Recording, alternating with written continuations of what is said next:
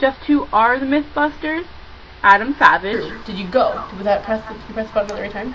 And Jamie Heineman. Okay, it's okay. Between them, more than 30 years of nothing related to art experience.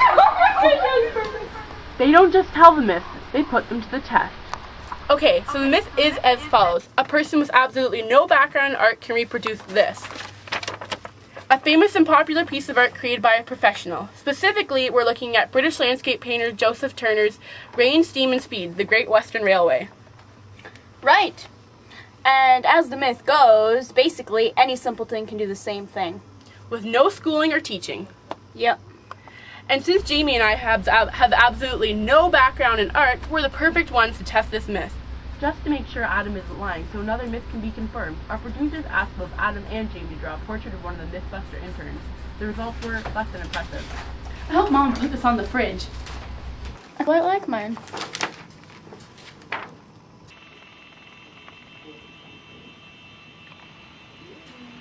Okay, so we've established that neither of us have any professional training when it comes to art. The next step is we take this set of oil paints, available at any neighborhood art store, and hopefully turn it into that. Alright then, let's get started. Sounds good.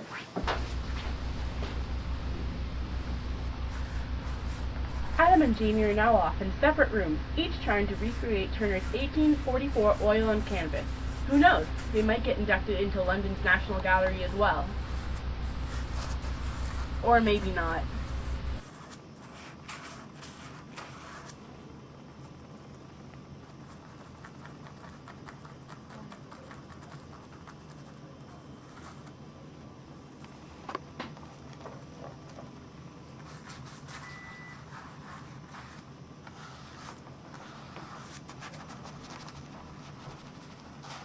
Drinking. Okay.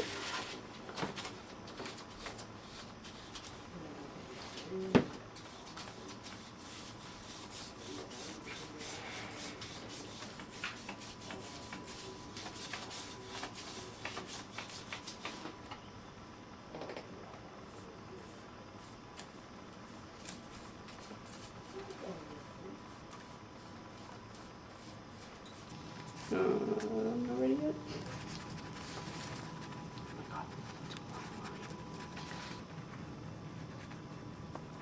So what we're looking at here is what art history buffs would call Romanticism. While all this may just look like swirls of color, it actually does have some meaning behind it. Turner was a well-traveled man, trekking the natural wonders of mainland Europe and the British Isles to sketch them in one of his many notepads. Of course, getting to these places was a pain in the butt until the railroad first appeared. You can see coming into the foreground on the right side a train on a bridge. Supposedly, this represents his excitement and appreciation for the new technology. Turner was known for his use of light, color, and transparent washed-over brush movements.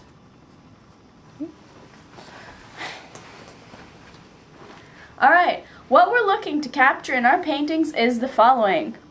Visible brush strokes and texture, different forms and perspectives, showing a celebration or emphasis of nature and contrasting on one main focal point. The only difficulty I'm seeing in confirming this myth is finding a personal meaning in the image.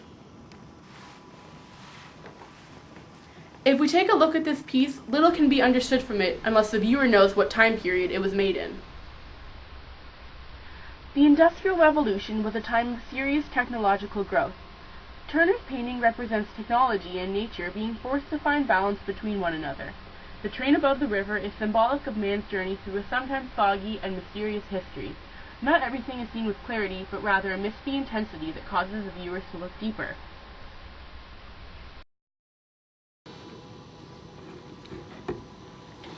What I'm seeing here is really just a calm and simple piece of art. I'm not curious, confused, or upset by it. It really just makes me feel relaxed. I think a lot of people will get stuck with the simplicity of the composition. They think they'll be able to reproduce it with ease, but when it comes down to it, well, establishing the necessary mood is quite difficult. Even naming a painting can be challenging. At least Turner's title manages to represent what's shown in the piece. It's simple and tells you exactly what to expect. You can look to see those exact things after reading the title. It makes it a lot easier. He's mixing realism with symbolism. We can see it's a train, we can see the sky, but the realism is lost with everything becoming so symbolic for nature versus technology. When I look at this, I see a simpler time. Well, frankly, I'm too spoiled by modern technology. It's pretty difficult for me to see any connection to my life with this painting. So, who's our audience, Adam? Well, Jamie, I'd say preschoolers, depending on how these turn out.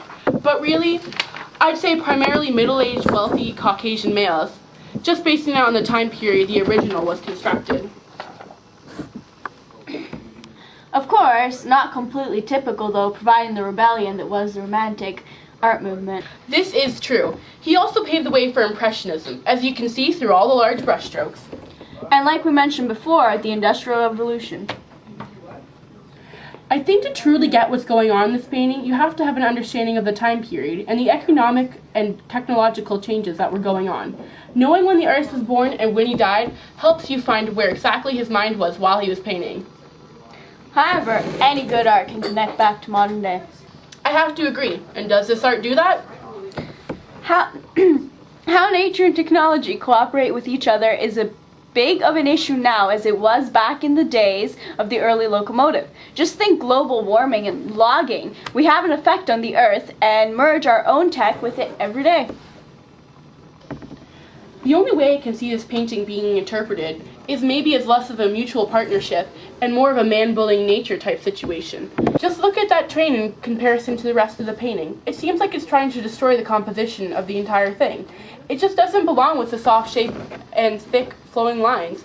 The space is open and distant until you see that train. It totally destroys the transparent and warm colors that make it relaxing. Adam wouldn't be wrong. In many of Turner's works, he seems to want his audience to focus on one or two specific objects, tending to place that object close to the foreground, giving it a color, hue, and separate texture that allows it to stand out from the rest. Pretty much a representation of all of other Turner's works. They are almost always landscape paintings, occasionally with more detailing and color variety than this particular one. We chose this painting, though, because it's one of his most famous works and was made towards the end of his career and life in 1844. If we can reproduce this, I don't know a better way to confirm this myth. It's starting to look like any person can make a painting with fuzzy contours and contrasting colors.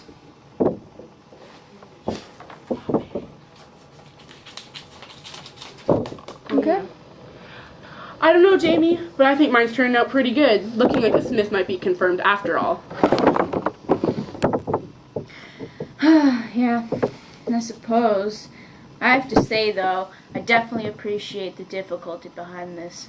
The oil paint just keeps smudging all over the place, and it's hard to control. At any rate, it's much more difficult than I thought it would be at first thought. Balancing the lighter hues is a lot harder than it looks, I'll give you that.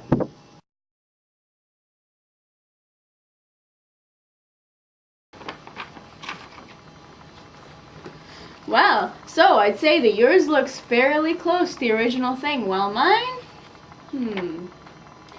We both have the same non-existent background in art, and yet we produce two completely different attempts at the same famous piece of art.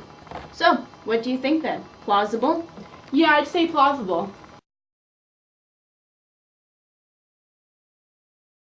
So I guess it is possible for the everyday person to produce the same art as a professional. It would appear so. And what did we learn from this? To stick to good old science.